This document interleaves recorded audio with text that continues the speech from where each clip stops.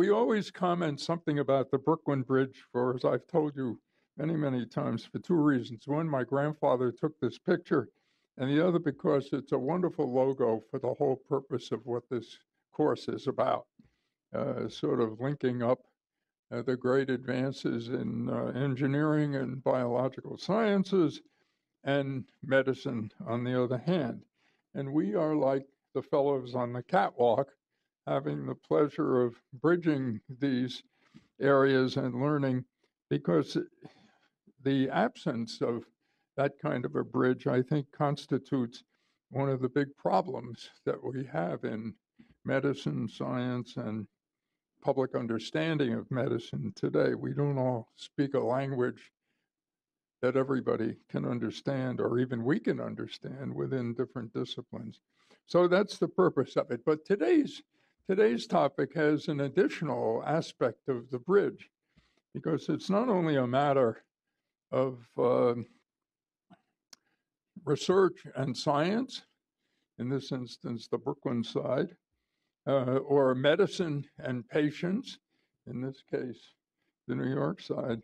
There's a powerful influence of society, of politics, of economics, and of planning ahead rather than being reactive. It's called an epidemic because many, many people are involved, but it's an epidemic to which we are reacting to its occurrence, much like an infectious epidemic. But we don't seem to be very good in anticipating epidemics of this type and establishing public health and other policies that basically prevent it from occurring in the first place. So this is an extremely complex area. Several people have asked me this past week, what are opioids? So an opioid is a class of drugs that includes many different components. There are illegal drugs like heroin, synthetic drugs like fentanyl, and legal pain relievers, which you need a prescription for, such as oxycodone, hydrocodone, codeine, morphine, and many others. So it's a class of drugs. Now, on the street, people sell things called China White, Apache, Tango, TNT, Murder 8.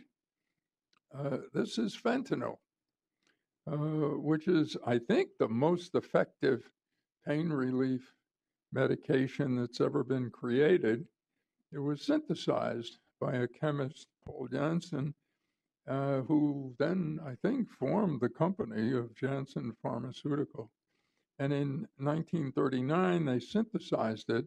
It was given initially for anesthesia, and it was approved by the FDA.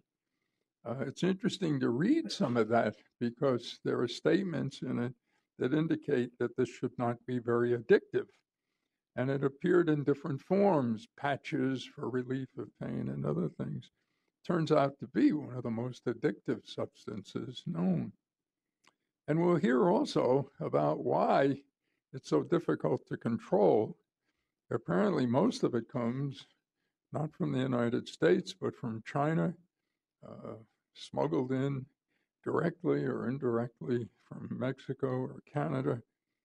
And people who sell under the name up on the top often mix it with various other drugs, heroin and cocaine, for added effects, and the addictive properties are substantial. So fentanyl and all the other drugs are part of this epidemic, which has shown to have enormous lethality and has finally awakened society in general and all of the elements of the bridge I alluded to try and solve some of the big questions. How did it start? What does it consist of? What is the underlying science? Can it be controlled? And what can we do about it? So we're extremely fortunate to have two leaders in this entire global discussion who will be our speakers today. The first speaker is Nora Volkow, who I remember it as if it were yesterday, but in May 2003, became the director of NIDA, the National Institute of Drug Abuse. That institute supports most of the world's research on the health aspects of drug abuse and addiction. Nora is perhaps best known for her important role in establishing that drug addiction is a disease of the human brain. She pioneered in the use of imaging to investigate the various toxic and additive effects of drugs that are used for abuse, and also did similar type of work in the neurobiology of obesity, ADHD, and aging. Dr. Volkow graduated in medicine from the Medical University of Mexico, was trained in psychiatry at New York University, and spent most of her professional career in the Department of Energy's Brookhaven National Laboratory on Long Island in New York, where her major research work took place. During this time, she was the director of nuclear medicine, the chairman of the medical department. She was a professor in psychiatry, and also at NYU, and also an associate dean at the medical school at Stony Brook in New York. She's extremely well known and has received awards of all different kinds. She's elected to the membership in the Institute of Medicine, has been honored in France and in other places around the world. It's not very often that I've had the occasion to introduce somebody who has been termed by some of our major publications as one of the top 100 people who shaped the world, one of 20 people to watch, the 100 most powerful women, both in 2015 and 2017. I thought my wife was one of those, but I guess I'm wrong. And other awards, and I'm sure she's well known to all of you. So Nora is going to speak first. And then our second speaker is Walter Koroshetz, who is the director of NINDS, the National Institute of Neurological Disorders and Stroke. He came to NINDS as a deputy director in 2007, and before that was professor of neurology at Harvard, vice chair of neurology at the Massachusetts General Hospital. He graduated in medicine from the University of Chicago Medical School and then was trained in neurology. His research through the years has spanned both basic neurobiology and clinical trials, and he has been very active in addressing the issues involved in the subject we're going to hear about today, the terrible, challenging, and frightening opioid epidemic. Nora?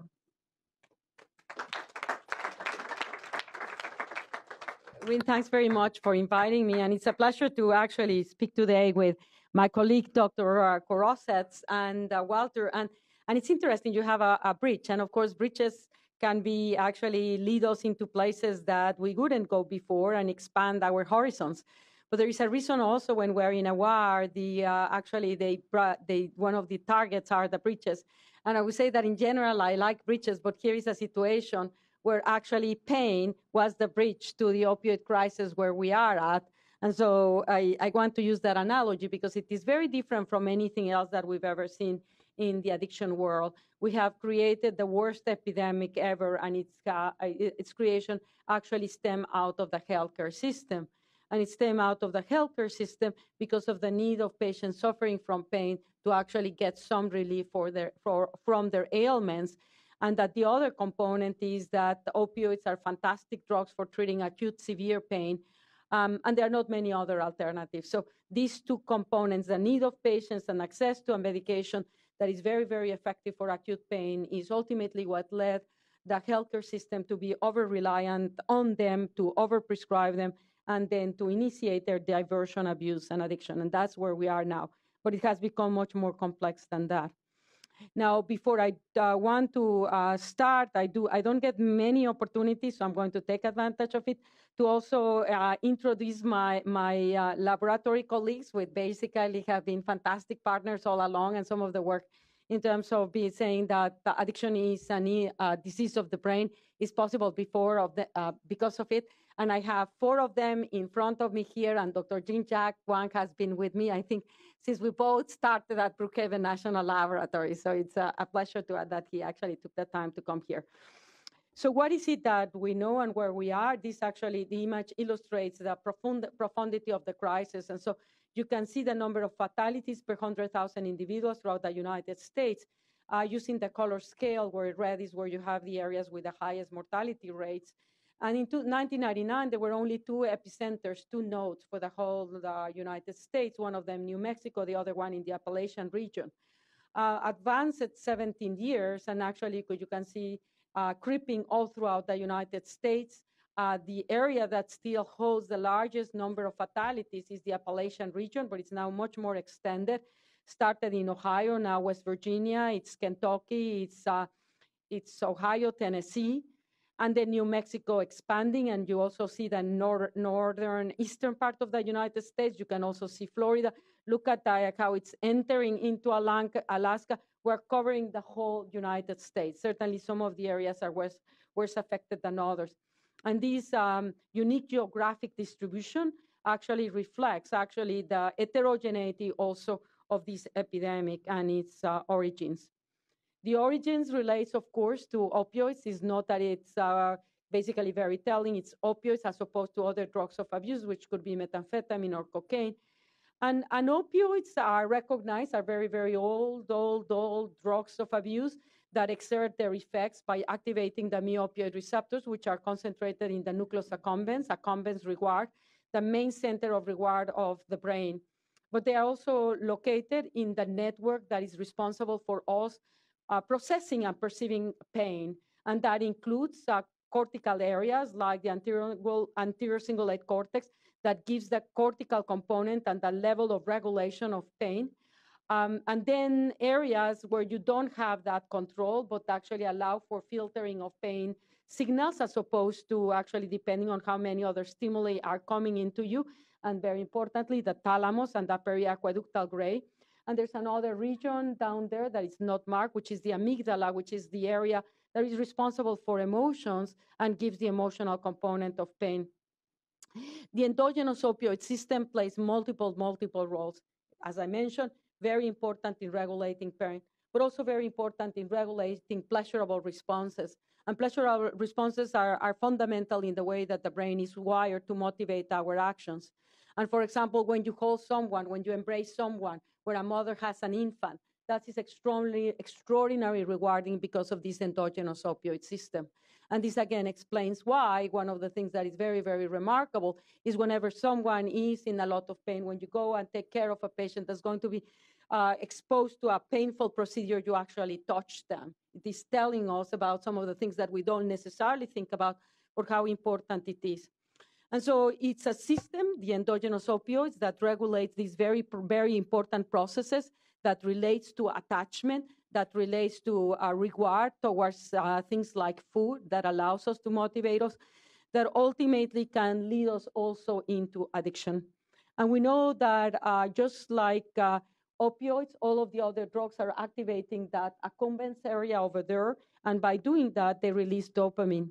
And all of these drugs that release dopamine are highly rewarding, but with repeated exposure lead to neuroadaptations in the brain dopamine system that then makes you vulnerable to impulsive and compulsive behaviors.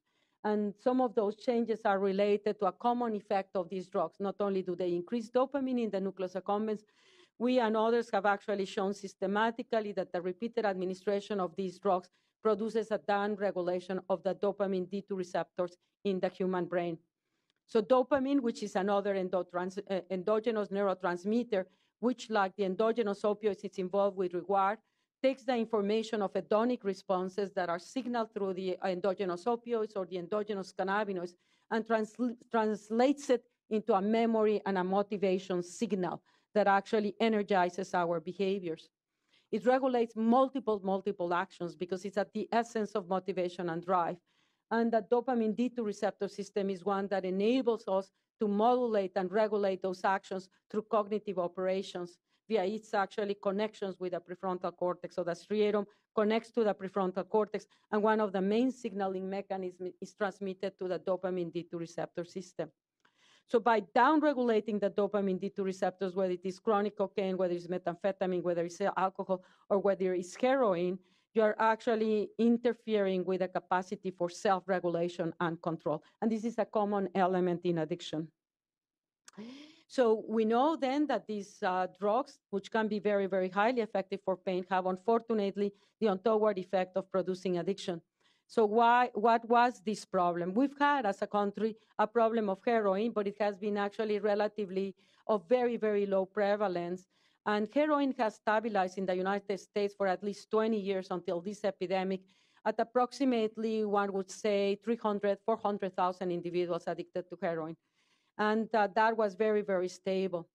And it was the increases in prescription opioids that then started to unbalance that stability. And look at how rapidly prescriptions went. And I'm actually just identifying two classes of opioid drugs, albeit the ones that are most frequently prescribed for pain, oxycodone and hydrocodone.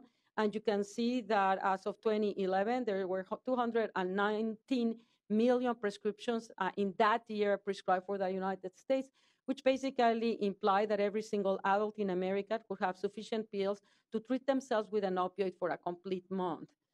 Clearly, we're not in that level of need of opioid medications, and most of that medications was actually diverted or non-utilized, but that diversion then led to a market for there can be highly rewarding, and people start to seek this as the first, basically the favored drug of abuse. Also with a belief, not only are they extraordinarily powerful, but with a belief because they were medication, they were safer. And that is where everything collapsed. We now recognize that, yes, the overprescription of opioids in the United States was responsible for triggering the crisis. And there has been a very aggressive campaign to minimize the number of prescriptions of opioids given to patients with pain. And since 2010, 2011, we have started to see effectively a decrease in the morphine milligram equivalents provided to patients. And so we are going in the right direction. We still have a massive overprescription in our country. And I'm going to make the point because I do think it actually deserves emphasis. The fact that we are overprescribing opioids does not mean in any way that we're improving the treatment of patients with severe chronic pain. In fact, there is no association with it, nor do we know that, in fact, there are any benefits in general to overprescribing. We do know from clinical evidence there are some patients for which nothing else works with chronic pain in whom you may justify the use of an opioid medication. But it is under very restricted circumstances that these medications should be given for everyday management of chronic pain. But again, I want to emphasize it does not mean that they don't have a value, because severe chronic pain that is not properly treated has a very negative outcome and very high risk for suicide.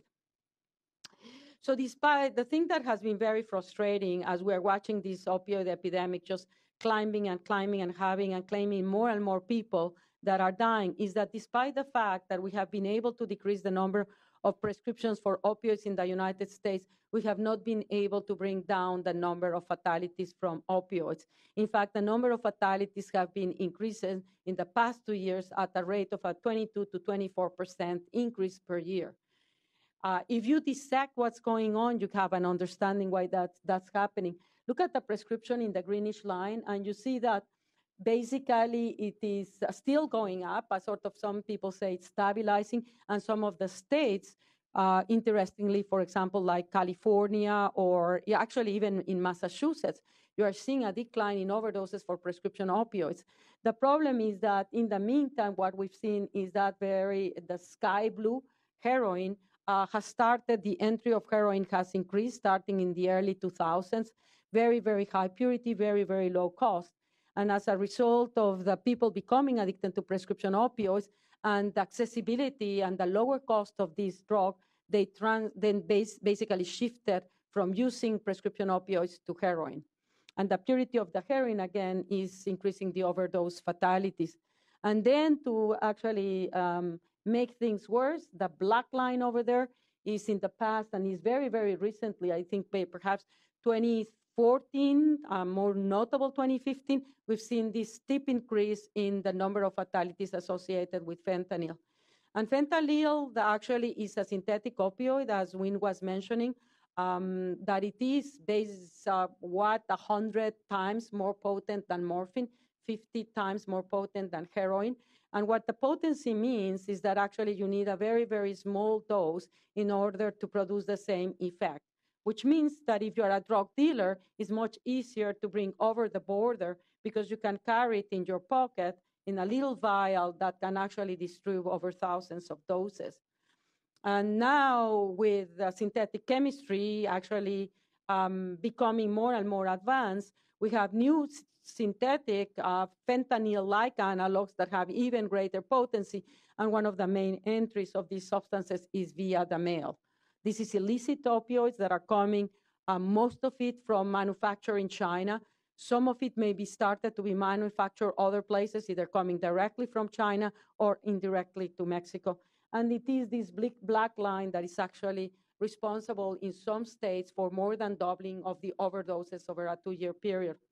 Currently, for example, I was telling you, Massachusetts is seeing a decrease in prescription opioid overdoses, but they've seen a massive increase in deaths from fentanyl. 80% of the deaths from overdoses in Massachusetts are attributed to fentanyl. And just like actually get you how we are transferring from prescription opioids to heroin to fentanyl. And as we come up with solutions, we have to realize that what our prevention efforts have to target both of these 3 drugs, that we cannot abandon the prescription opioid because it's still fueling the epidemic, but we need to focus also on additional strategies to tackle these illicit substances. So this is the triangle that we now embrace at the NIH, and both Walter and I have been working closely, intensely over the past 12 months to try to come up with a comprehensive approach that engages multiple institutes to come up with solutions for the crisis. I like to put at the tip of our strategy pain management, because if we do not address the need of patients with pain, there would always be a black market for opioid drugs, since they can potentially be life-saving. But at the base of that triangle, we need to address the strategies in order to prevent and treat people that become addicted, as well as prevent and treat the overdoses, because that is the main driver of the fatalities. And Walter is going to be discussing the whole issue of pain and what our strategy as a whole is to try to come up with alternative treatments that are safer and as effective as opioid medications, and certainly hopefully more effective than opioid medications for management of chronic pain. Because with opioids, you become rapidly tolerant to them, which has become a big challenge because it means you need to give higher and higher and higher doses. The higher dose that you need to give in order to control the pain, the greater the risk of addiction, the greater the risk of overdose. But then again, this is where the beauty of science is. And I'm in this slide that I'm just illustrating, it just shows by using cryo-electron microscopy, we can now understand how the ligands interact with the receptors, the mu-opioid receptor, in different ways. So in the past, we just assumed that codeine or morphine or heroin will go into that receptor, and the intracellular signaling cascade would be equivalent. Now we know that it's not the case, and that depending on the configuration of how the ligand changes that receptor, you can activate different intracellular pathways. And in fact, one of our grantees is actually coming up with new, really remarkable data showing and perhaps addressing the question that it has been obsessing me and saying, well, we know that the endogenous opioid system is fundamental for regulating pain, physiological pain, so we are not in constant pain. or why don't we become tolerant to our own endogenous opioids? So there's a new paper that actually shows that the endogenous peptides that are binding to this mu opioid receptor, they're signaling when they get basically internalized inside the cell, their signaling process are completely different from that of the current drugs. Again, and providing by this knowledge, one would hope, can one emulate these endogenous opioid mechanisms that will minimize the likelihood of tolerance and our untoward effects. And this is a different concept, which is now being followed up by pharmaceutical industries as a potential opioid medication that will be devoid of the respiratory depressing effects of most opioid drugs. That, again, takes advantage into engaging only the G protein signaling system, but not the intracellular beta arresting one. Whether it is successful or not, we'll find pretty soon, because this compound, Travera 130, is on phase 3 clinical trial, and it's evaluated. We are expecting to be evaluated sometime this year. So, but I'll let Walter go into the really exciting area of science that this is. I'm going to concentrate on opioid use disorders and the need for treatment and for instituting the treatments that we have. There are 3 different classes of treatments for opioid use disorder, 3 medications, much more than we have for basically all of the other drugs of abuse other than alcohol and nicotine. And methadone, which has been used clinically for more than 50 years, is a full agonist. That means basically when it activates the mu opioid receptor, just like heroin, it has full effects. Then we have partial agonists, such as buprenorphine. Basically, it means when you have to occupy all of the mu opioid receptors, and you get just a fraction of the intracellular signaling triggered by a full agonist like methadone or heroin. And then you have drugs, antagonists, such as naltrexone, that basically bind to that receptor, but there's no intracellular signaling that occurs when it binds to that receptor, but it occupies the seat so that heroin cannot bind to it. And basically, also by interfering with the binding of other endogenous opioids, it seems to be very effective in controlling craving. So with each one of these drugs has different advantages and disadvantages. And they have been criticized, particularly the 2 upper ones, methadone and buprenorphine. We have seen, despite the evidence, and that's why I said sometimes evidence is not sufficient to destroy stigma, because any one of these medications has been shown to significantly decrease opioid use, to decrease overdose deaths, to decrease criminal activity, infectious disease transmission, such as HIV, hepatitis C, to improve social functioning, to retain in treatment, to improve neonatal abstinence syndrome, but they are not being used. And if you go into trying to basically observe throughout the United States treatment programs that are called treatment programs for opioid use disorders, less than 1/3 of them are offering access to medication. Just think about how bad that is. And it is, again, the stigma.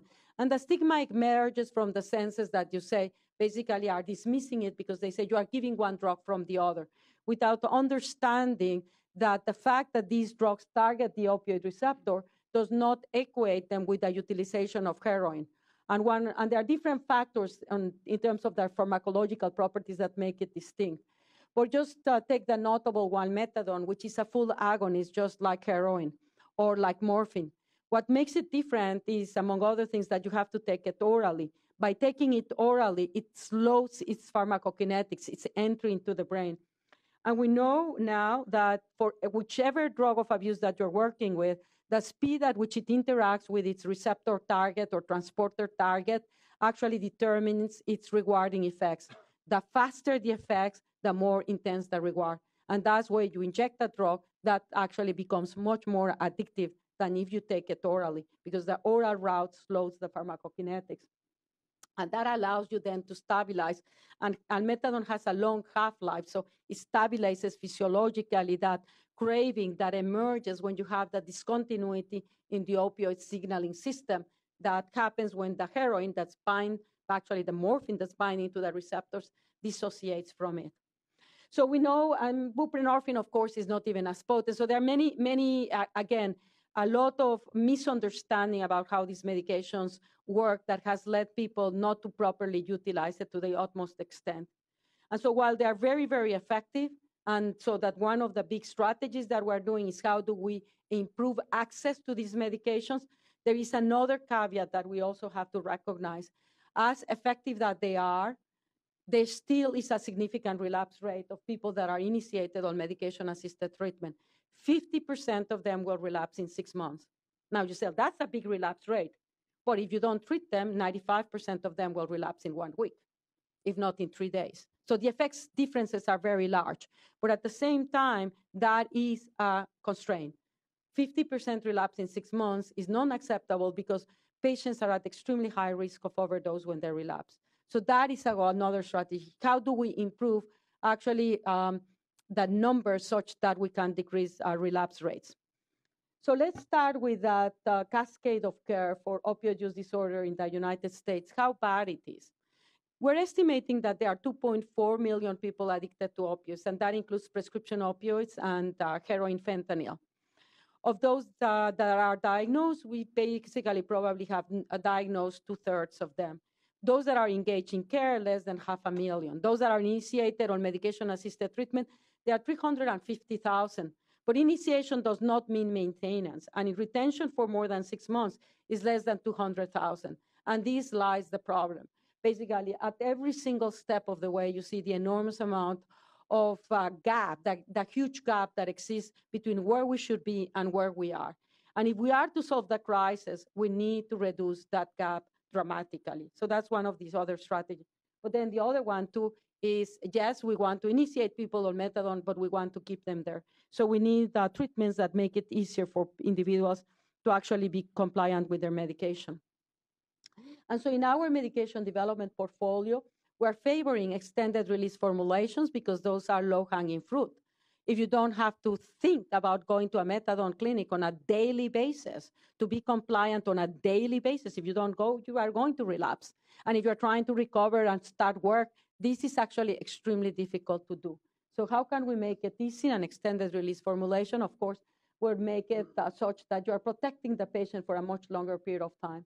And then there are many other strategies that are at different levels of risk in terms of success and the time it will take to get approval for the FDA, from drug combinations to completely new targets to vaccines to other treatments. So extended release formulations, low-hanging fruit, and the perfect example of how successful that can be is the extended release formulation that exists for naltrexone. Naltrexone is the antagonist, and you can see here the data from the clinical trial that led the FDA to approve extended release naltrexone that goes by the term of Vivitrol, produced by Alkermes, as a medication for the treatment of opioid use disorder. So you here have the median percentage of opioid-negative urines on those that were in placebo versus those in Vivitrol. And in Vivitrol, there was approximately 80% of individuals, actually it was close to 90%, who were able to be completely abstinent during the period of the trial, which was close to 6 months. More recently, we partner with, again, and these have been partnerships that NIDA has had with the companies. We partner with Braeburn to actually develop a 6-month buprenorphine implant that would even make it easier for a patient to be compliant with their medication. And this is a very exciting product that was approved in May 26, 2016. Unfortunately, the drawback of this product is that it can only deliver the equivalent of 8 milligrams of buprenorphine, and most patients require between 16 and 20 milligrams of buprenorphine. So this medication can only be utilized on those in approximately what is estimated to be 20 to 30% of patients that can tolerate such a low dose.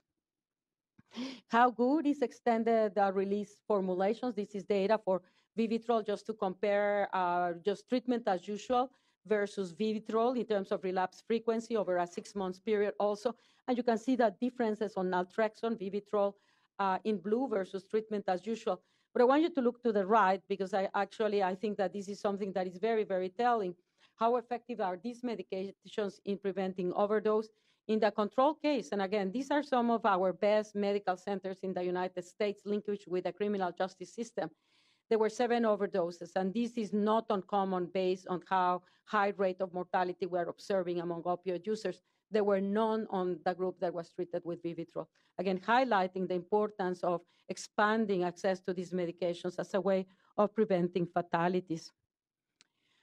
In the meantime, we also are very aware that as a result of research, we have come to understand that changes in the brain that occur with addiction And as a result of that, have been able to actually characterize the different circuits and how they relate to the behavioral dyscontrol that occurs as a common presentation, whether it is cocaine addiction, nicotine addiction, alcoholism. And through that knowledge, we now look at it as specifically targeting those circuits, either to molecular targets that can modify them or to stimulation technologies, just as transcranial magnetic stimulation or direct electrical current transcranial stimulation as a mean to modulate those circuits. So that is research that's ongoing. Another area where we have actually invested significant amount of resources relates to more transformative and higher risk approaches, which is the development of vaccines or passive immunization against drugs. And the idea is just like with any other vaccine.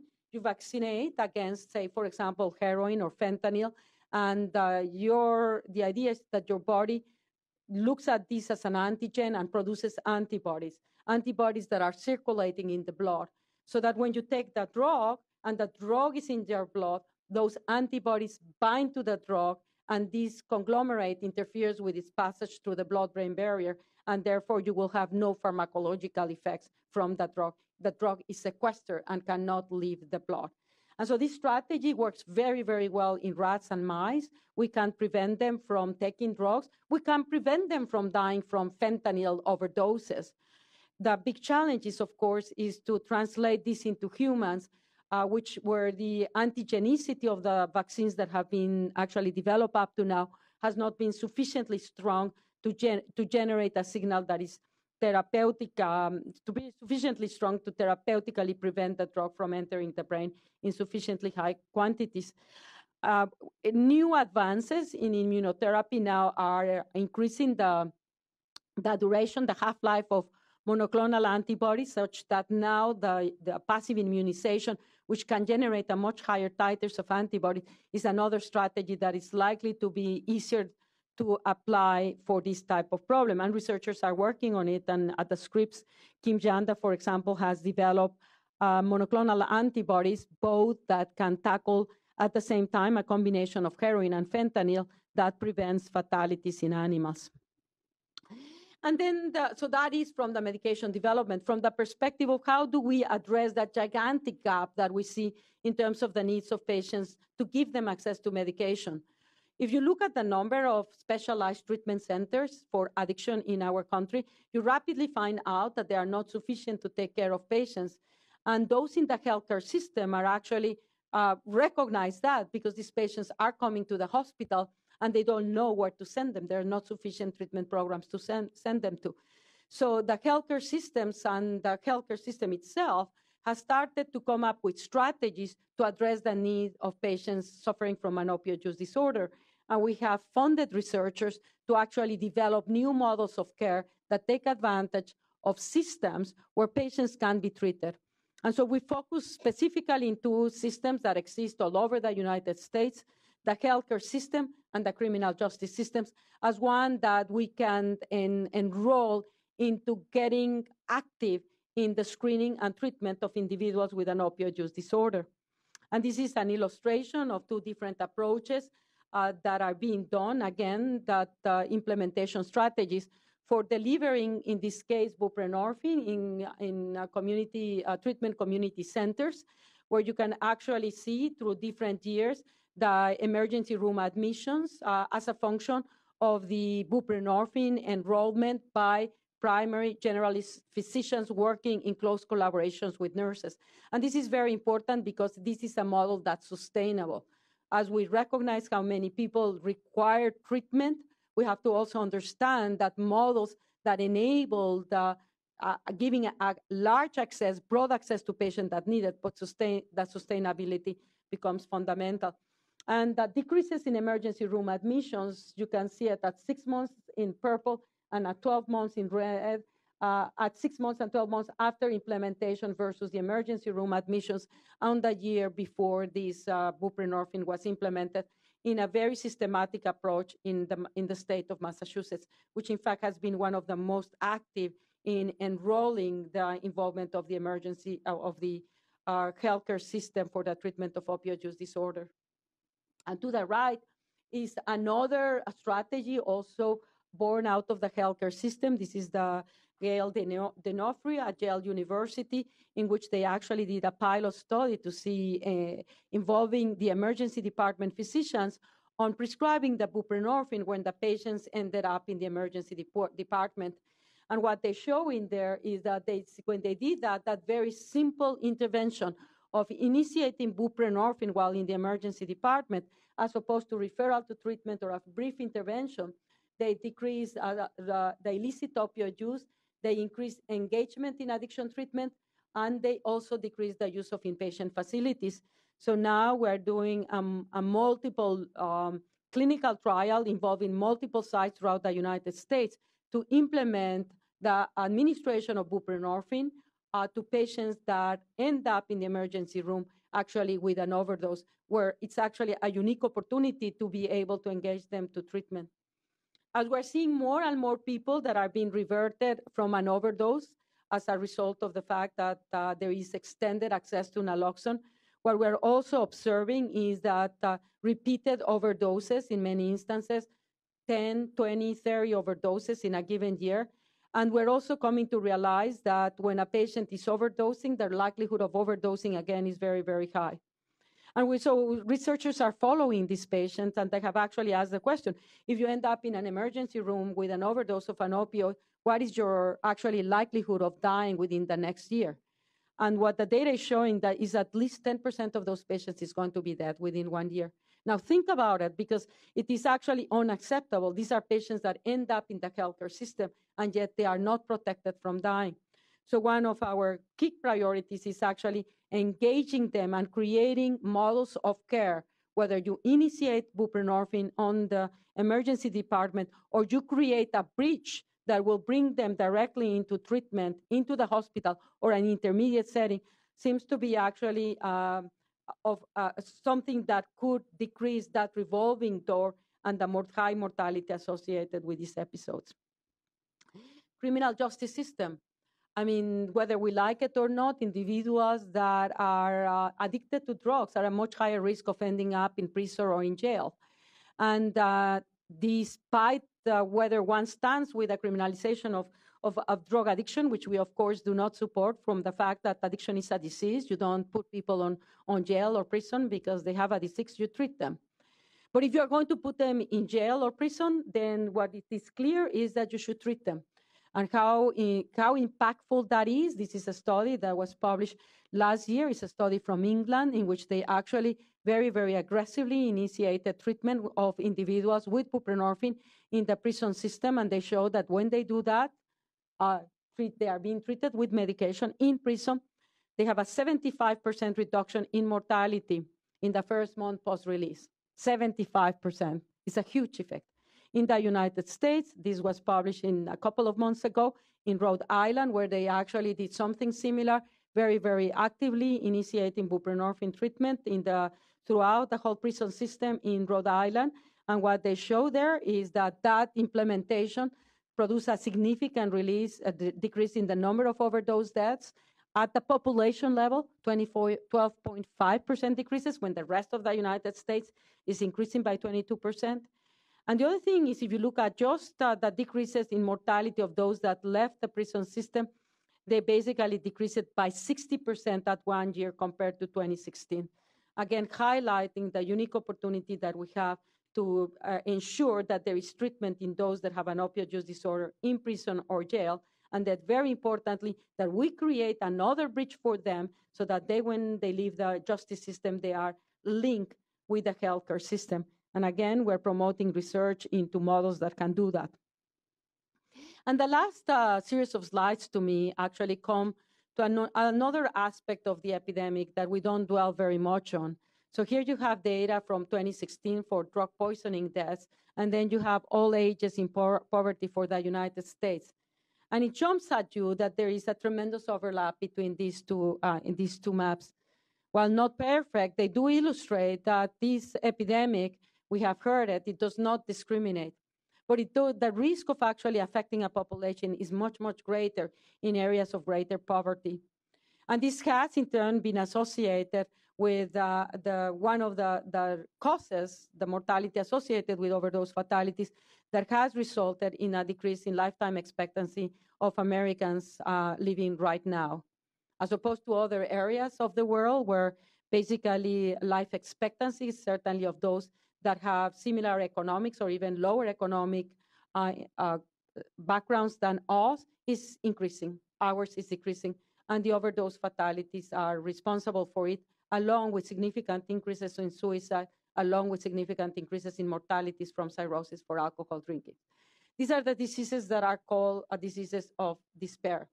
And it is actually important to think about it, because as we discuss the notion about how do we prevent the overdoses, we have to keep up our eyes on those. What is it that we can do to provide resilience to those individuals that are born out of conditions where hopelessness and helplessness make them so much more vulnerable to taking drugs? And with that, I just want to end up with this actually series of images that were published in the Times Magazine, because I cannot think of any other image that can portray the sense of distress and despair that the crisis has generated in our country. Thanks very much.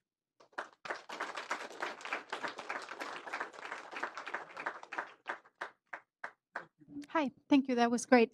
In your last slide, you showed this nice correlation between the overdose associated deaths and the income of the people of the areas, right?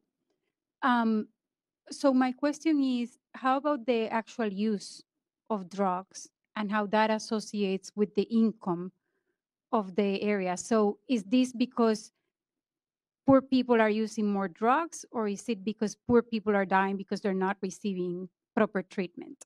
I mean, this is there is not an easy answer to that question, because this is a very heterogeneous epidemic. So you're getting people that are becoming addicted and dying because they go to a healthcare system and they're given medications and then they overdose. So, for example, we're seeing more women, white women, dying than black women or Hispanic women dying because the white women have more access to treatment. They are prescribed the opioids. At the same time, we're seeing that in areas like Appalachia, where there's actually a lot of diversion of prescription opioids, because there are not an alcoholism and obesity and cigarette smoking, because there are not many alternatives. People over there don't have a good education. They don't have access to jobs. So they are, again, in terms of what do you do for prevention? And one of the things that I always say is, when you have a young person, is give them opportunities for a life to look forward. So if you don't have any, the likelihood that you would engage on this type of drug taking is much higher. So the greater the stressors that you have in your life, the less the opportunities for actually developing yourself, the greater your risk. But then there is associated with it also the other component that relates to vulnerability for risk-taking, for exploration, where a young person, where again you see a higher vulnerability of males, of engaging in risky behavior at certain stages of their lives, where there is also a randomness, whether you are with friends that actually engage you and say, you should try this drug. And if you have the genes that make you vulnerable, then you transition. So there are multiple factors. But what I just wanted to show that, because we tend to forget that component of the biopsychosocial aspects of addiction. And you will hear Dr. Koroshetz speaks about how important it is for us to improve prescription practices to prevent people from becoming addicted to opioids. We also have to recognize that we need to do prevention to avoid people experimenting with drugs and then starting to get involved with drugs such as heroin or fentanyl. So it's both sides, and I don't want us to forget that, because this is the one that's forgotten.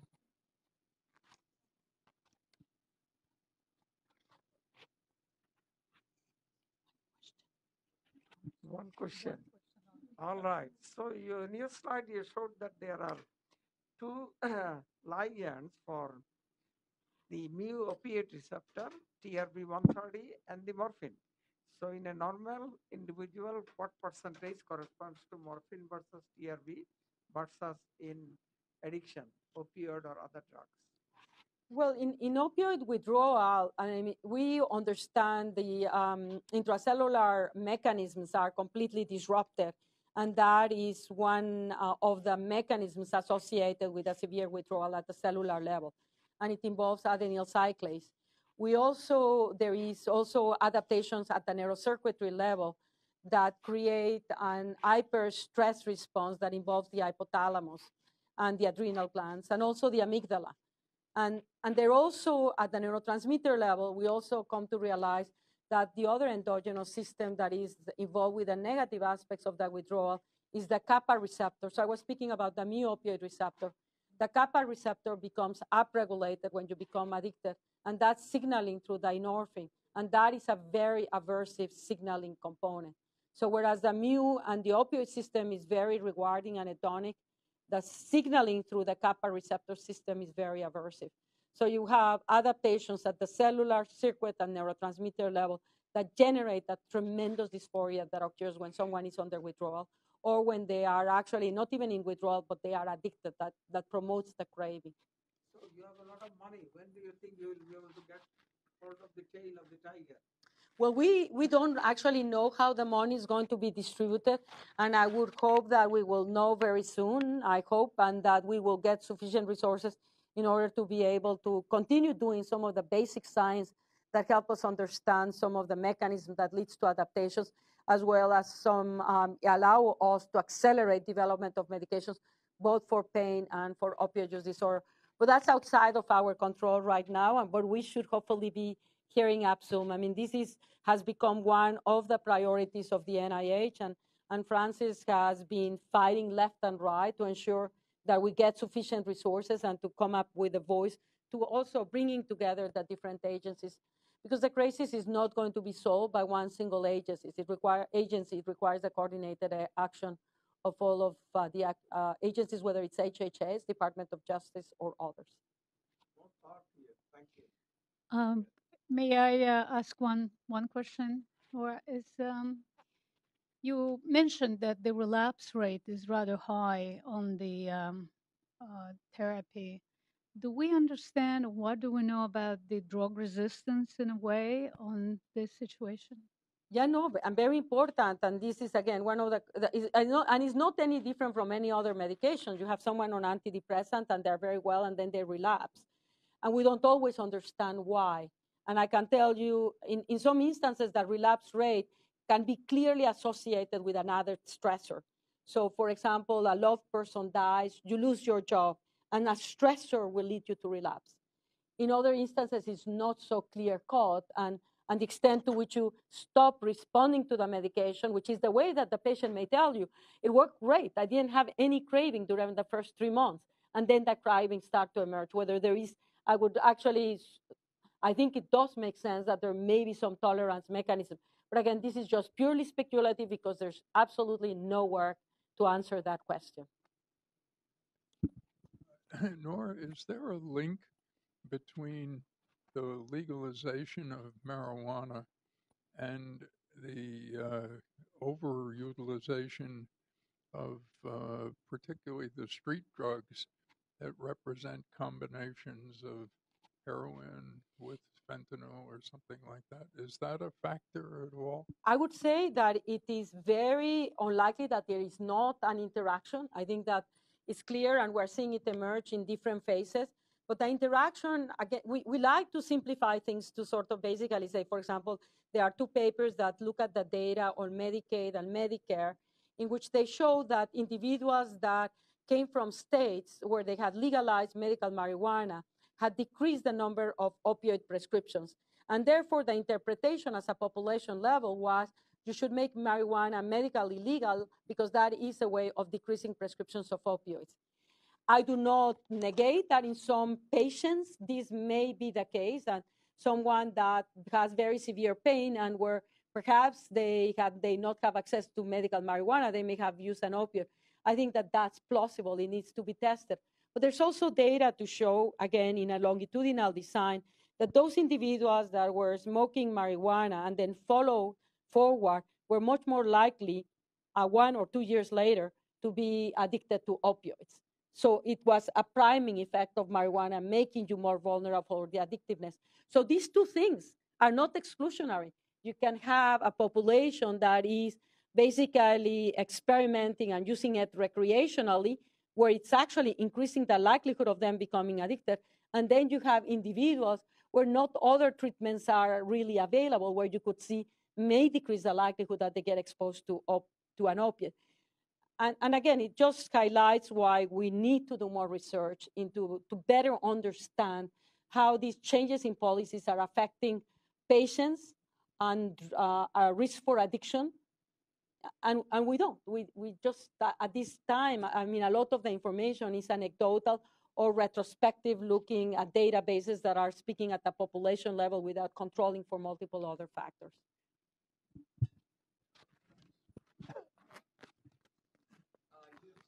Just a minute, for people who listen online. You showed the expression patterns in healthy and addicted individuals earlier on in the presentation, I believe of the D2 dopamine receptors. Do these expression patterns ever return to normal after people presumably make a recovery? We've tried to follow these patients forward, and we're not very good at keeping them actually able in treatment, so many of them do relapse. And so we see some patients do recover, so others do not. In animal experiments with non-human primates, they've seen, for example, that the downregulation of the dopamine D2 receptors with chronic exposure to cocaine is still present at 12 months. In rodents, there's a lot of variability. So I suspect that there are multiple factors that may make you actually more vulnerable to stay downregulated for a long time period. We know that stressors, for example, if you're brought up in a very stressful environment, like in a prison system, can downregulate your D2 receptors. So it's not just a one-to-one effect, which could explain why the variability. But I'm also mindful of the time, Win, and we want to hear Walter, because he also has a very nice story to tell. So I'm rebelling, and I'm giving the microphone to Walter. No more questions, I'm sorry. Thanks, Nora. So Dr. Volkow will be here at the end of the second talk, so please save some of the questions, right? That's great. Yeah, unfortunately, I'm going to have to be quick because I have to go to the airport. So I just wanted to say a couple of things off the bat is that, the problem that we're in now is actually has been repeated over and over again since about 3400 BC. So that's when opium was first kind of cultivated as it was called the joy plant in the Lower Mesopotamia. And Hippocrates wrote about its use in medicinal purposes, particularly for women, actually, and we'll come back to that in a second. And then, it basically spread throughout the world. And then in periods in Europe, it disappeared. It was considered to be an evil type of agent. And then what happened in the 1500s is the Dutch were able to get the Chinese hooked on smoking opium. And so they brought opium into China and addicted the country. The Chinese government tried to stop this, and it led to what was called the Opium War. I don't know if people remember from the history, but the British basically defeated the Chinese who were trying to prevent the British from bringing in opium. And so this business of creating addicted populations, people making money off of it, moving from one place to the other has really been the history of things. Now in the U.S., opium again has been throughout our history. It was used for pain, Revolutionary War times. There was a big problem after the Civil War.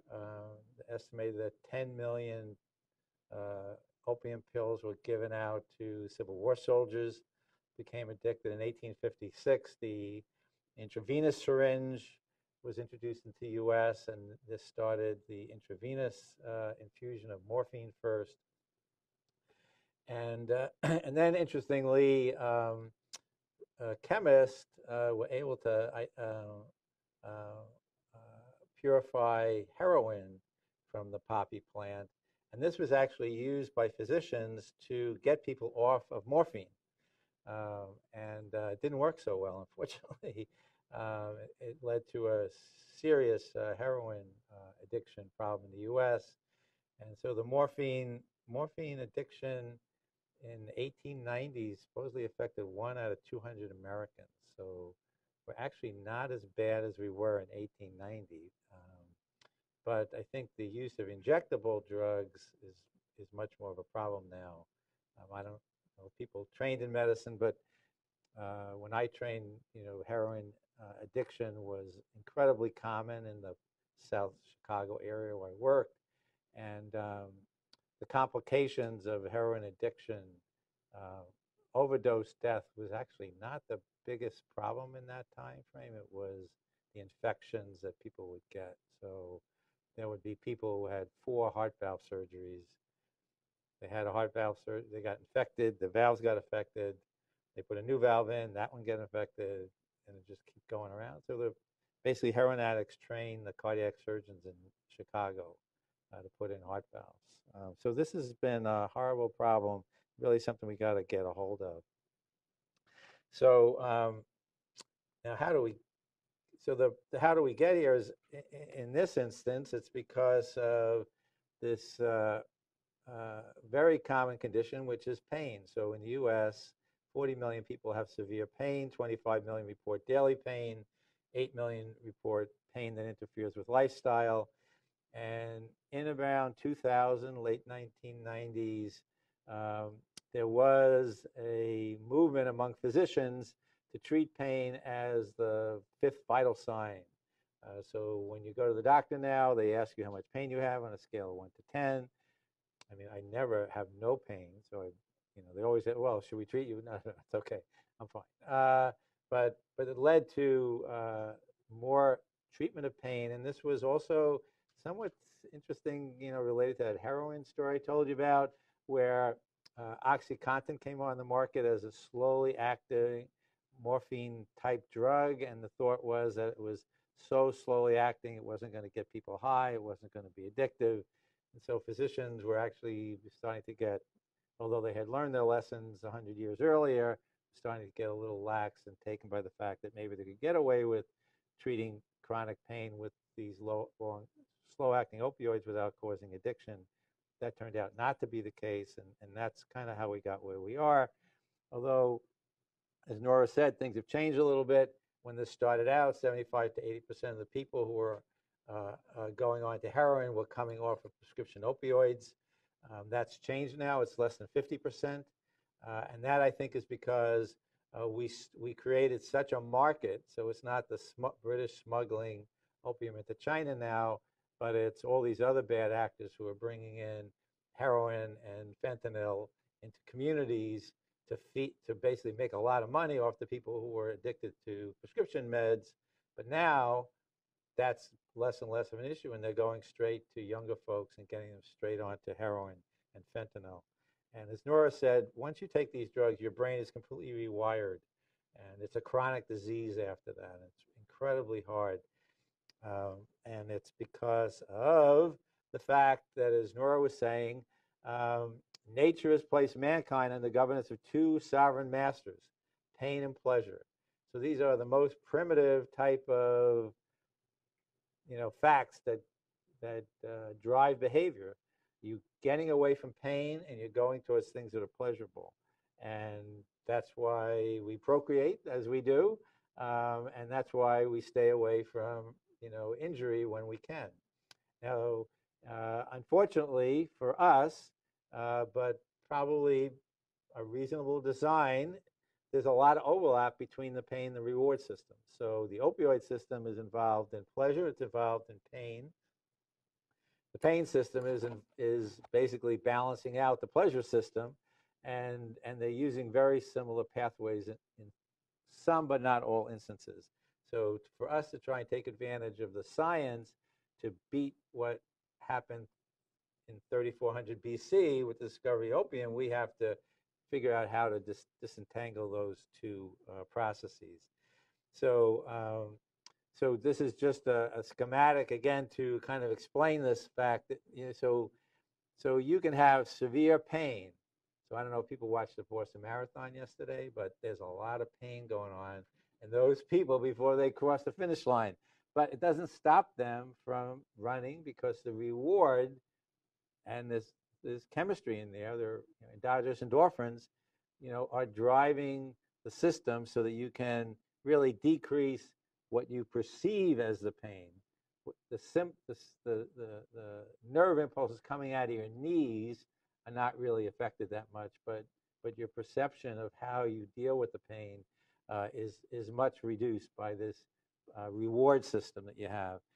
And in experiments, you can block that reward system with opioid antagonists. So the pleasure can mediate the pain, but when you add in the opioid receptor antagonist, it doesn't work anymore. And similarly, pleasure, if you pair pleasure with pain, it decreases the drive of the animal to get the pleasurable stimulus. And again, that is blocked by adding in the opioid receptor agonist. So the pain system and the pleasure system they're the balance that's, in a simplistic way, driving behavior. And then the opioid system is involved in both of these. And as Nora said, that the opioid system is not just used for pain and pleasure, but unfortunately, it's also used in a lot of other neurotransmitter systems, particularly the respiratory system. So the problem with the opioids is that they suppress respiration. You stop breathing. You also have really low blood pressure. And with the drugs they have now on the street that they're cutting the heroin with, people have stopped breathing before they finish the injection. That's how powerful these things are. So that's, so we got to kind of tease apart these different pathways. So at NIH, in terms of trying to deal with the pain, there's a lot of institutes who work on pain across NIH, and there's a consortium that exists and is working really hard on this, and it's made up of many of the institutes who work on pain. And we have what's called an Interagency Pain Research Coordinating Committee, which is NIH, all the other federal agencies, and advocates and people from different communities outside the government.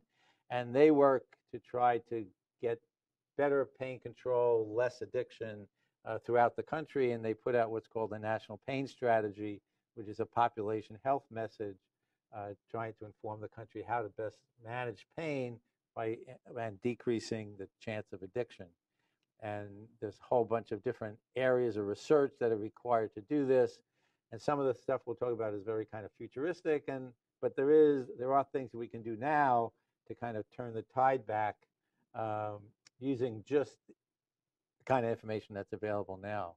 There's also the group put together what's called the Federal Pain Research Strategy, which guides NIH in the kind of research that they think is important.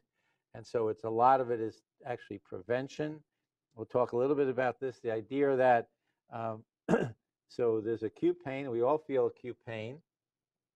But in some people, it goes on to chronic pain. And in some of those people, it's disabling. So they need some type of treatment to be able to function because of their chronic pain. What we don't understand is how that happens. Why some people go in for surgery, they have a thoracotomy, it hurts, no question it hurts. A couple of weeks later, a month, you're doing better. 3 months, you're back in the gym. And other people have chronic pain that never goes away, and they require, quote unquote, opioids, although the evidence that opioids actually help the chronic pain situation is very, very slim or maybe non-existent. It certainly helps, it can help intermittently, but it may also actually aggravate chronic pain, because if you are addicted to opioids and you try to come off of them, that's going to really increase the amount of pain you feel. So acute pain management, how do we do that better? We go to Congress. Congress says, my mother went to the hospital, she had surgery, and they gave her 180 Vicodin pills. And, why'd they do that? They woke my mother up in the middle of the night to see if she asked if she had pain, and they injected her with pain medicine. Why are they giving her these opioids? So trying to understand how we can best manage acute pain is important. And this transition, again, is if you know what happens as you go from acute to chronic pain, you can potentially prevent it. Treating chronic pain is a real problem. There's no magic pill for that, unfortunately. Maybe we can discover one. So at NIH, Do I do that? I don't do that. There is David Thomas and NIDA has worked on this program to teach physicians on the best management of pain and lowering the addiction potential. So we get back to this issue now. We're getting, I think, to the science here. So as we said, the opioids act on the reward as well as the pain circuits. But in actual fact, if you think about pain, there's lots of different nodes in the system. So if you think way out on the periphery, you can have, pain from the nociceptors in your skin. And certainly applying a sodium channel blocker like lidocaine is incredibly potent in blocking that pain stimulus. So you can block out there. Then you have peripheral nerve moving to the dorsal root ganglion cell. That's the next node. The dorsal root ganglion cells are actually processing pain signals in some fashion. We don't quite understand how it is, but I think we will learn that quickly. But they have opioid receptors as well. They have other types of receptors. Turns out they have receptors for nerve growth factor. It's a growth factor which was identified by Rita Multachani, got the Nobel Prize for this, and it basically causes neurons to outgrow their neurites. That's what the study was. People tried it in Alzheimer's disease to see it could be a trophic factor to prevent the death in Alzheimer's. So they put it into the ventricle, got into the brain, it caused pain. There are receptors on the dorsal root ganglion for the nerve growth factor, and they elevate your pain reception. So now there are companies with antibodies to nerve growth factor which look quite potent at preventing pain. So there are, and that's getting completely away from the addiction system. Then it goes into the spinal cord, and there are the dorsal aspects of the cord which process pain signals again. And there, particularly there, and also in the dorsal root ganglion, from animal studies, we know that as an animal develops chronic pain syndrome, there's actually plasticity occurring in the dorsal root ganglion and in the spinal cord at least. And that is the avenue where we think if we can understand that and block it, we might be able to prevent that transition from acute to chronic pain. Then it goes into the brain, and then it gets really messy. The thalamus is certainly one of the main areas where all the sensory symptoms converge. And thalamotomy is a treatment. Putting lesion in the thalamus is a long-term treatment for really unbearable pain that can occur in certain instances. One thing to know is that there is this idea, and I don't know how strong the evidence is for it, that with chronic pain, the origin of the pain moves more and more centrally. So the example that I know best is people who have trigeminal neuralgia pain. It's basically suicide type pain. It's so horrible. So you can cut the nerve, the pain goes away. A couple years later, pain comes back. You go into the trigeminal ganglion, you make a lesion of trigeminal ganglion, the pain goes away. A couple years later, pain comes back. So there's no signals coming from the face anymore, but that horrible pain comes back, and then you go into the thalamus and you can stop the pain, sometimes permanently. So an example of how the pain system is changing with chronic pain. Now we have lots of potential through the science that's come out. We have lots of regulators of the pain system that we now know about, both in the periphery, in the dorsal root ganglion, and in the dorsal horn, the spinal cord, where we have the best knowledge. And we have examples of people who are born, say, without a particular sodium channel that's enriched in the dorsal root ganglion cells that are responsible for pain. Those people have a mutation, and they don't feel any pain whatsoever.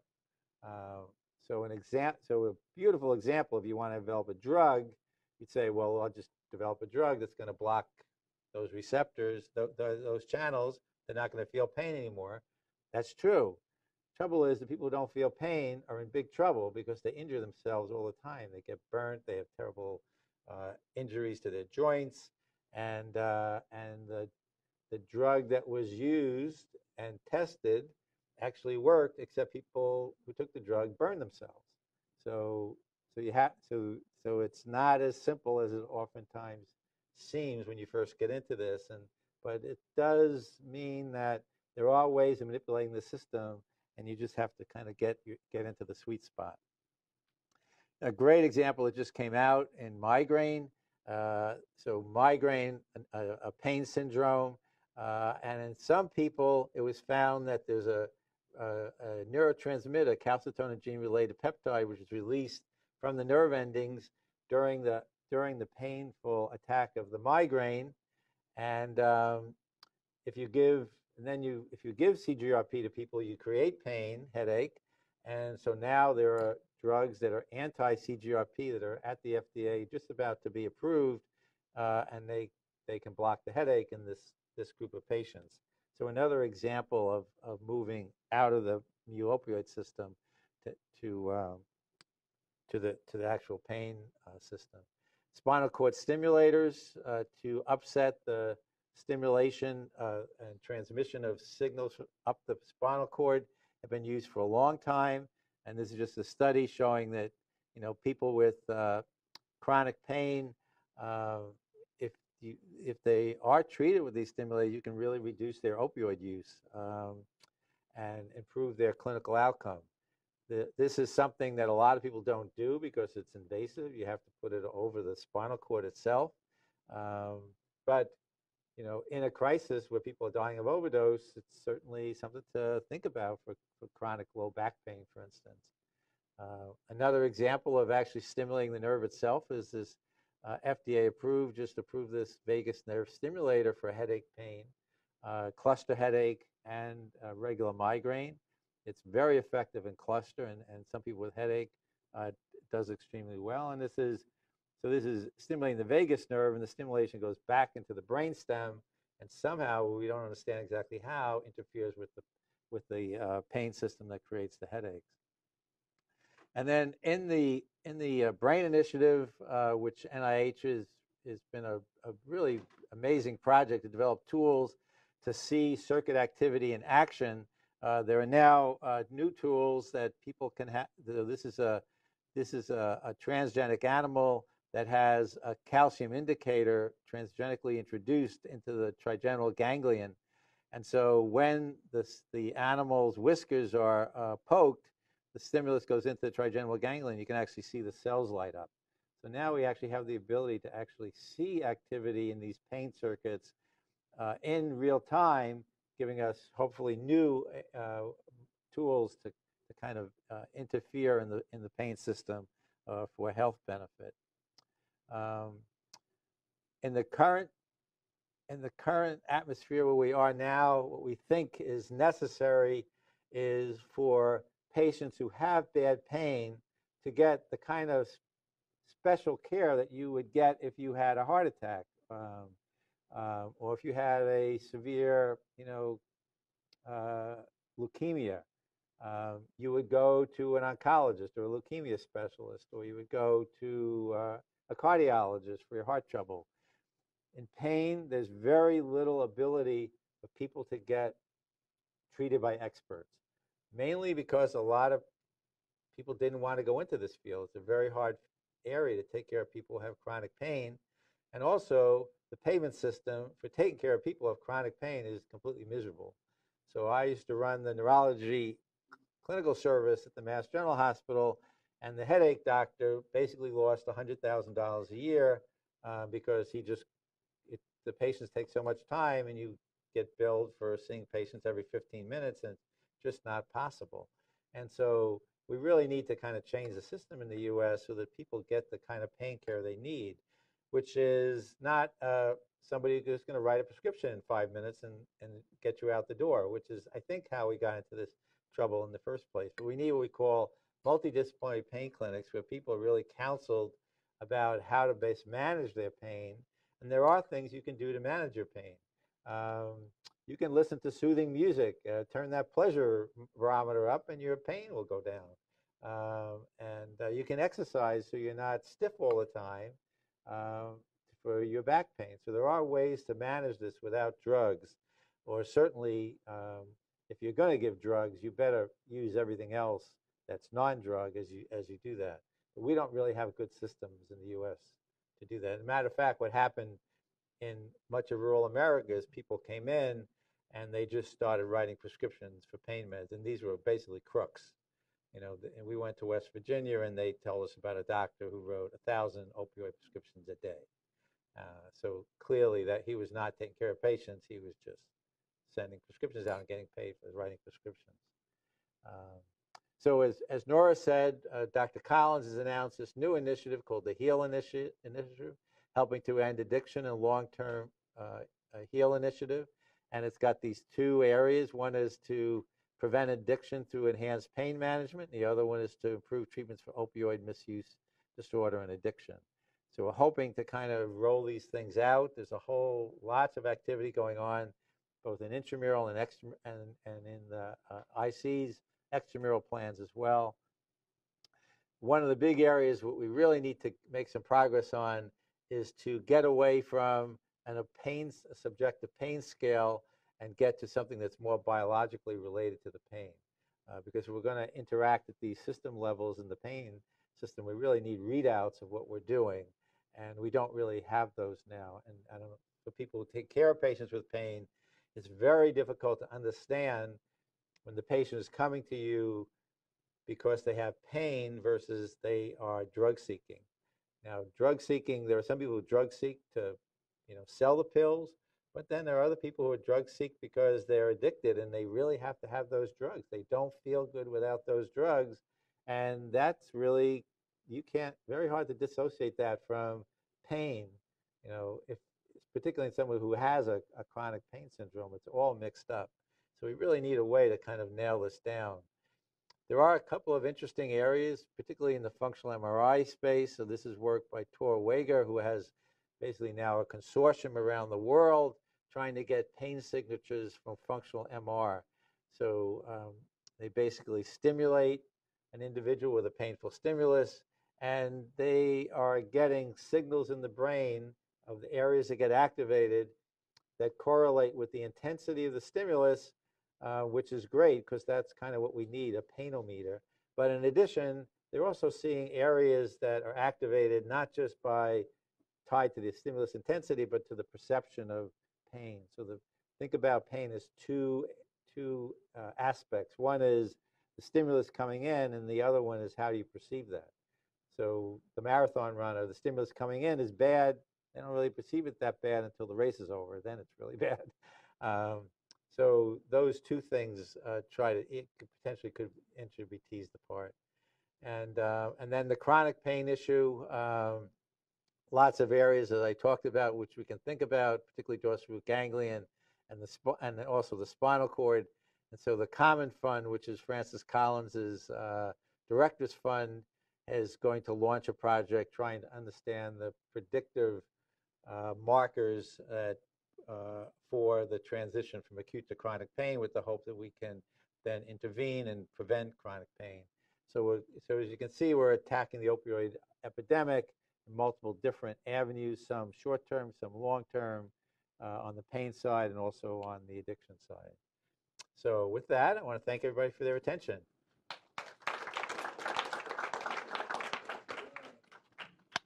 Thank you very much. Sure thing.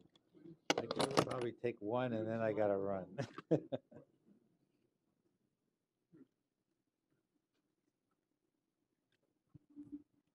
Are you looking at gender differences in pain treatments and the biological bases? Yeah, that's huge. So chronic pain is much more prominent in women. And in the 1890s, the addiction was primarily in women, treatment for their pain. Headache is more common in women.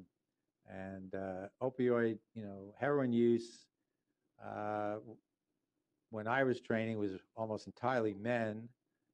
But with the prescription opioids, unfortunately, the women and the men were equal. So yeah, the gender issues are really critical here. Yeah.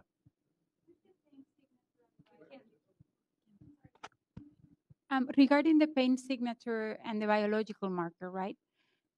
So the goal is to try to define something that is unique to pain, right? But then from Nora's talk, we know that there's a lot of overlap between the addicted brain and the chronic pain brain.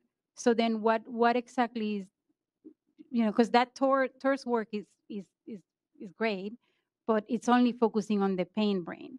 So what is the thinking on that from your perspective? Well, I think this would be really important. What we're thinking is, yeah. I mean, we're very simplistically thinking that what we need is a marker that we can use in phase 2 studies to test for the efficacy of a new therapy.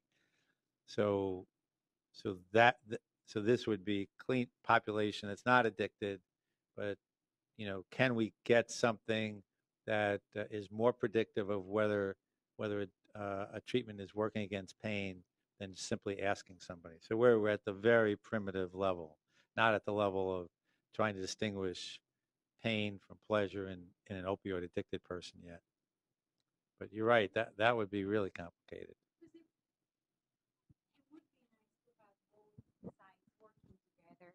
So that then you can actually identify. Yeah, no, I think that's a good point. Yeah, but particularly for people who are in chronic pain and on opioids, how do you tell the addiction side? I have to think about that. Thanks. For objectively measuring the pain, or more objectively, do you think we probably need to go all the way to the brain, or could it be maybe with peripheral signals like physiology, or like, for example, pupil reaction? There could be signatures there to look at. Right. So I just gave that as an example, but I think in different conditions there may be much better things to measure. So the autonomics in acute pain, for instance, the autonomic response to acute pain should be something that's easier to get to than this. So I think, and it depends on what type of pain you're talking about. I think, one low-hanging fruit is for people with back pain, instead of just asking them how much pain you have every 3 months, you could basically monitor how they walk over months and get an integral, and also know if they're playing golf without telling you. I was just wondering if the map that stirred a lot of questions here that Nora showed in her talk on opioid overdose and death somehow overlaps with the map of reported pain, which is obviously very well known through physicians' records. So I guess what's the question? If the map of pain overlaps with the map of opioid overdose. Oh. United States map. It definitely did up until probably 4 years ago, and now it's changing because people are going straight to heroin, bypassing the prescription opioids, which was not true 4 years ago. So it was 4 years ago the map overlap, but now it's different. Now it's moving into cities more, out of the rural areas. So these people who are dealers, they are really bad actors. They'll go anywhere to make money, and when they get people hooked, they're going to make money. I know it's as a physician, it's very difficult. Is that while the patient they go to the pain doctor, and pain doctor asks them how much pain you have. In order to get medication, they say my pain is 10. But if they go to the doctor for them to get rid of their addiction, and then that they in order to get into the program, how much pain you have? Well, 2. So it's all by this very subjective. Is this any way we can use any kind of measurement to pinpoint, to help the doctor to know exactly how much pain that person. Yeah, see that's the big problem. We don't really have the ability to do that now. I mean, that's the hope behind the Wager stuff, but that would be really complicated in someone who's addicted. So, but I think it's I think there's no inherent reason why it's not possible when we get better tools to look at those circuits. But right now, you're stuck. So carfentanil is one of the major killer. What Carfent- percentage? elephant tranquilizer. That's what it is. Yeah, yeah. So what percentage of the carfentanil is coming from China versus Mexico and other places? I don't know the answer to that. It's basically the main killer is fentanyl. Carfentanil accounted in 2016 for something like 365 deaths. It's much more toxic and lethal than fentanyl. But because it's so lethal, I think it has limited distribution. And it is believed, again, that at least for fentanyl and surfentanyl and acetylfentanyl, that's coming from China.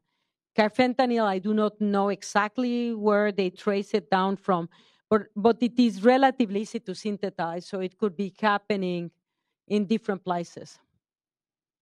So please provide your slides for learning more about all the challenging issues. You guys have What? slides? Yes. Yeah. We have one more question. Thank you, Walter.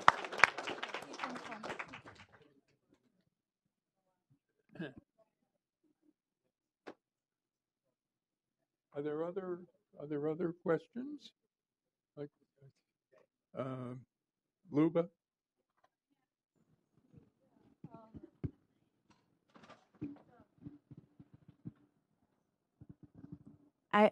Yeah, I think it's working. I'm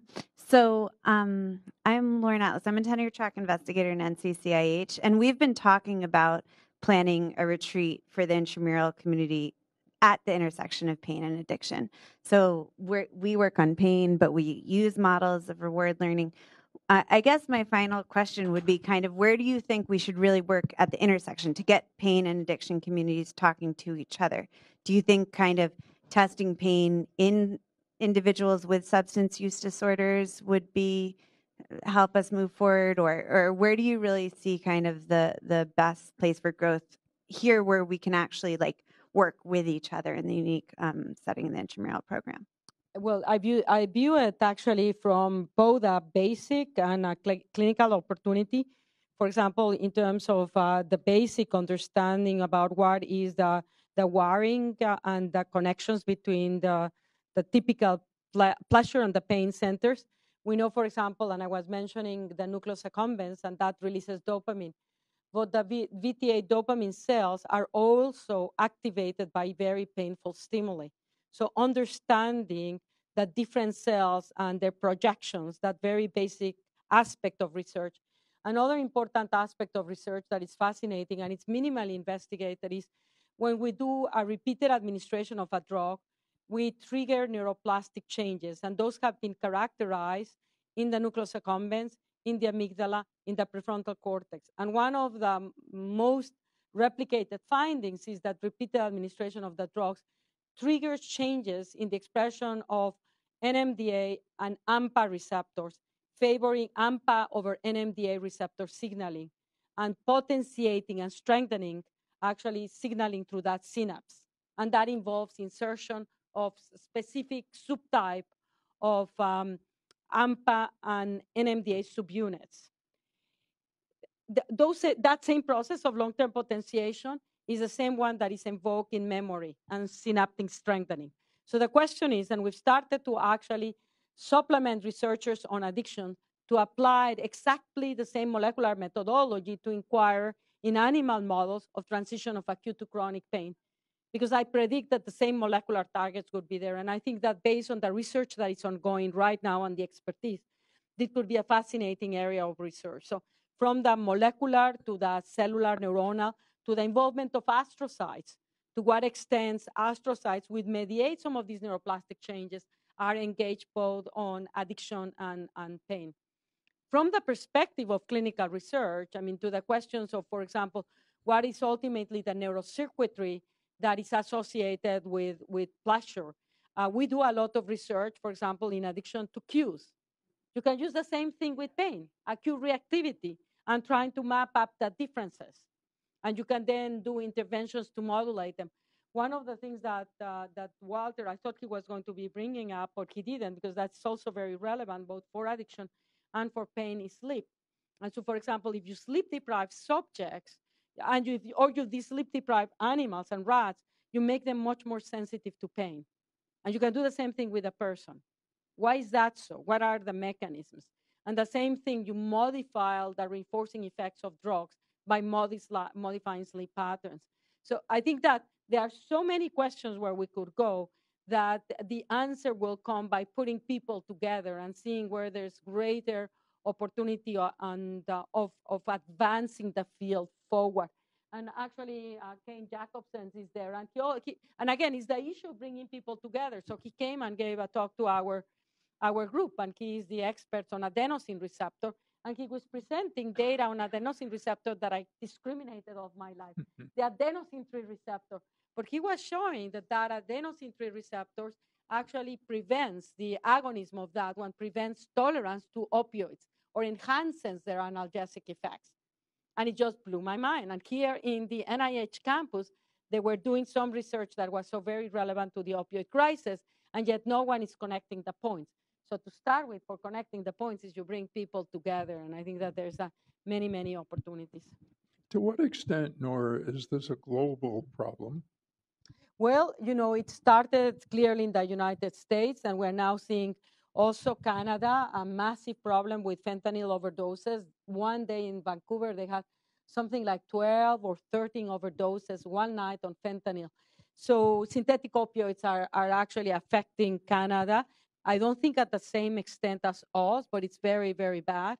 And the United Kingdom is also starting to report increases in overdoses. Northern parts of Europe. And because now with the web and to access actually the way that these synthetic opioids are coming, as I mentioned before, one of the main sources is through the mail. So you can think about the potential of dissemination of globalization. They're very easy to synthesize, very easy to sneak in, highly, highly addictive. Enormous amount of profit dealing with them, enormous. And profit is one of the most powerful reinforcers, unfortunately, that leads people to do really mean things and bad things. And so I believe that it is incredibly important that at the global level, the other countries learn from the experience of what's happening in the United States so they can prevent this epidemic from disseminating. Otherwise, it's like any other, like an infectious disease.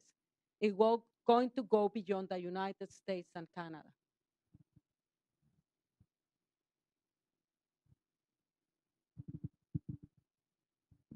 So you mentioned other countries trying to prevent the epidemic from entering their country. How exactly do you think other countries should go about doing that? And what measures do you think certain countries should take into place to learn from the U.S.? And then on top of that, could you talk a little bit about the unique metabolic effects or the metabolism of opiates, how they stay in the system much longer than typical drugs, and how that makes it difficult as well to treat addiction and try and kick people off of addictive behaviors? Thanks. Yeah, no, how a given country is going to do that prevention is going to vary enormously. What made us very, very vulnerable is that we have a very significant number of people that had been exposed to prescription opioids. And the United States, along with Canada, had the high rates of prescription practices for opioids. So, for example, Mexico, which is our bordering town where a lot of the heroin is coming from, is produced actually, has a much lower, very minimal opioid problem just on the border states.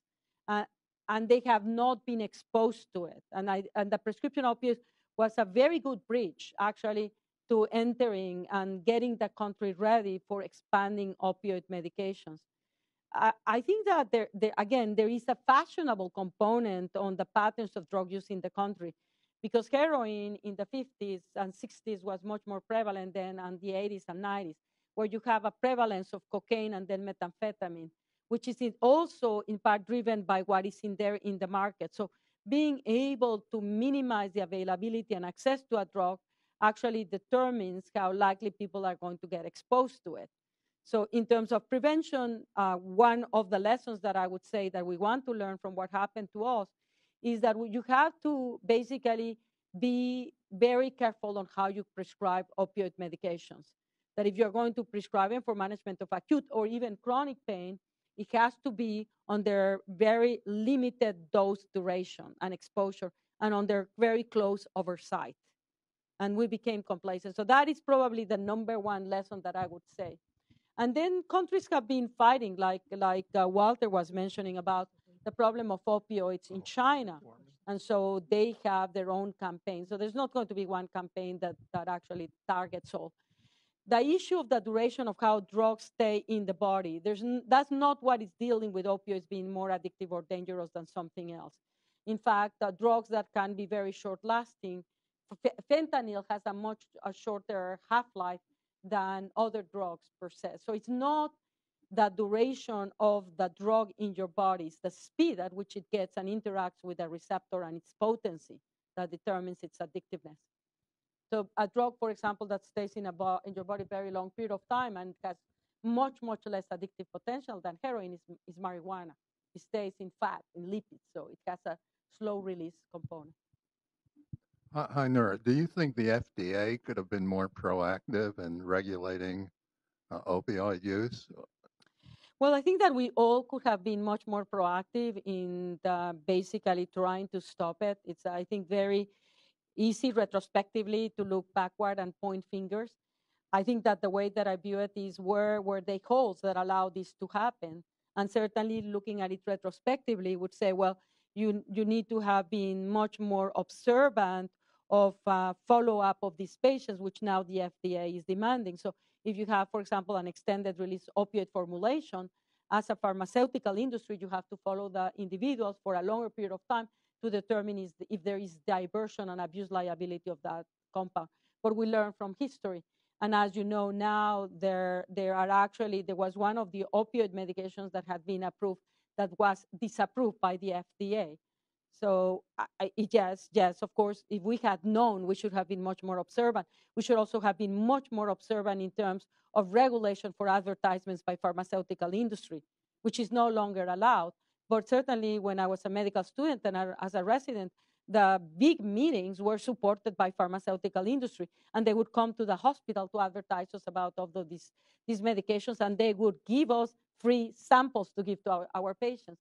So all sorts of practices that should have never been allowed to happen. So what right now we need to do is we learn from it and basically stop it.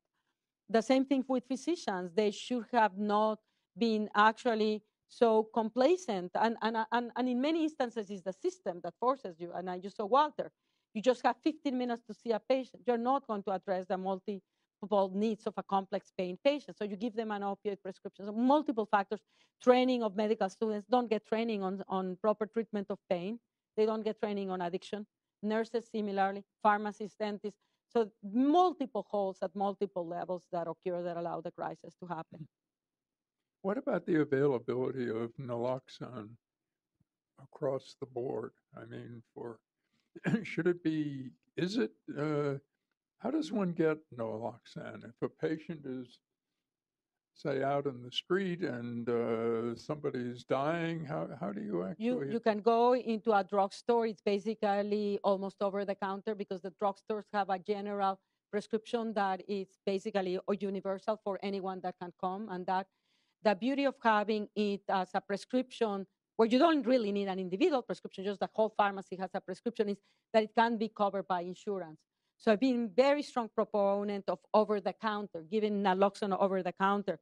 The counter argument that I have been given, and we're evaluating to see if it has, to what extent it could be an impediment, because my perspective is we need to save as many lives as possible. That's the first thing we need to do. Then we engage them to treatment. But if you don't save them, you are never going to engage them into treatment. So we're doing a study to try to see if you have it over the counter and then you are no longer be reimbursed because it's not a prescription, will that limit the number of people that can get access to it? I don't think that it will, but again, for someone paying $150 for the nasal Narcan may limit their willingness to go for it. So I do not know.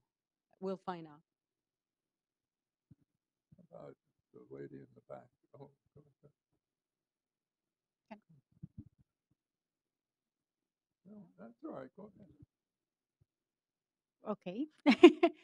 So you mentioned a lot of new things that we have learned from the opioid issues that we are incorporating as we move forward to try to prevent this from happening. Now, from the pain side of view, are they also incorporating these new measurements with the development of new targets for drugs, for pain, to make sure that, because again, this whole overlap is concerning to me. Like, for example, the CGRP treatment, right? The antagonist, like, will they also be equally problematic in the future? Whatever it is that we, for addiction, like whatever it is that we find that might be a magic bullet for pain, how do we prevent it from becoming also the next opioid epidemic? And are we taking measurements of that, or only just focusing on? Oh, no. And the FDA demands that studies be done to determine if a drug has rewarding effects. So there's been an enormous amount of advances that allow you to predict when actually a drug will have likelihood of having addictive potential. In the case of the CGRP, you are dealing with basically targeting a molecule that in and of itself is involved with blood vessel dilation. It doesn't stimulate any of the reward systems, so it's very, very unlikely to have an effect. Well, the amygdala per se itself is not linked with reward. It's more linked with emotional.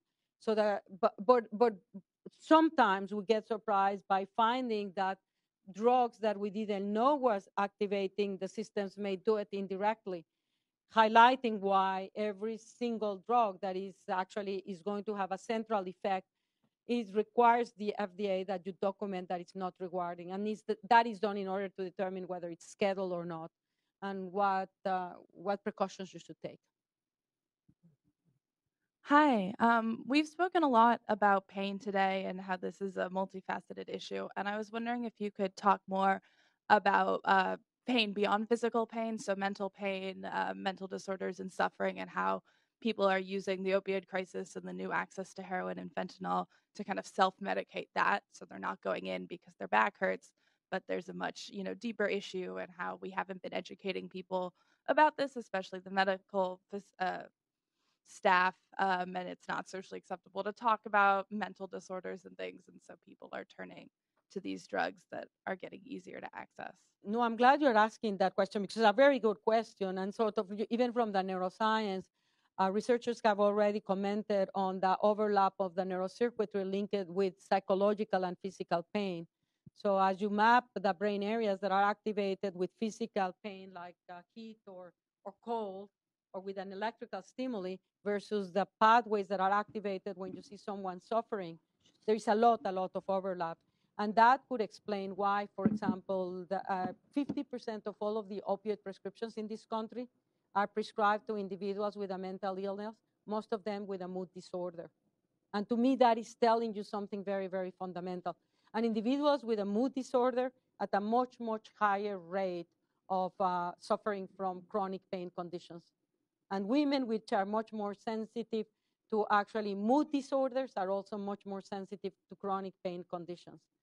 And that biologically is relevant because, as you are saying, is if we want to understand and prevent, for example, pain, we need to have a comprehensive understanding as to what are the factors that make you vulnerable. And there's been a lot of research trying to basically identify the concept. Can I determine which patient is at greater risk to transition from acute to chronic pain? One of them is being a female, and the second one is catastrophizing. And catastrophizing, of course, is also associated with a greater likelihood to have problems with psychiatric illnesses. So there is a clear-cut overlap that I think it is neurobiologically significant. All right. Well, I think all good things must come to an end. There are no more questions? Fine. Thank you very, very much. Thanks.